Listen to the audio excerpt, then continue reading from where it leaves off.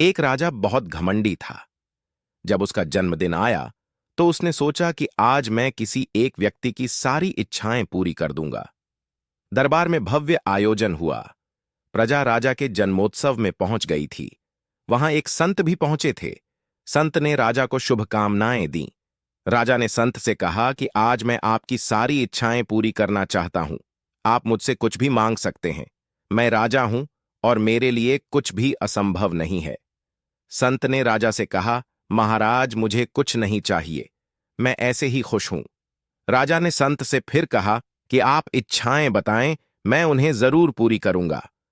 राजा जिद कर रहा था तो संत ने कहा कि ठीक है राजन, मेरे इस छोटे से बर्तन को सोने के सिक्कों से भर दो। राजा ने कहा कि ये तो बहुत छोटा काम है, मैं अब भी इसे भर देता हूं। राजा ने जैसे ही अपने पास रखे हुए सोने के सिक्के उसमें डाले तो सभी सिक्के गायब हो गए। राजा ये देखकर हैरान हो गया। राजा ने अपने कोषाध्यक्ष को बुलाकर खजाने से और सोने के सिक्के मंगवाए।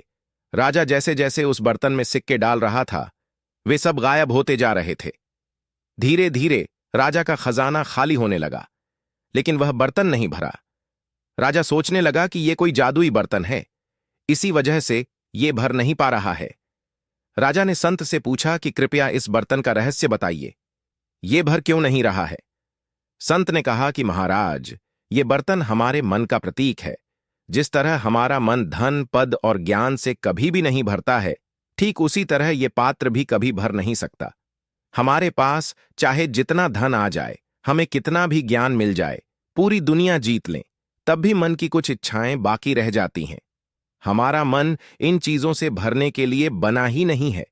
जब तक हम भक्ति नहीं करते हैं, तब तक ये खाली ही रहता है।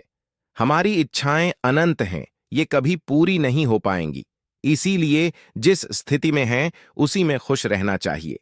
सुखी जीवन का सूत्र यह है कि संतुष्ट रहें, घमंड न करें और भगवान की भक्ति में मन लगाना चाहिए। जय श्री कृष्ण।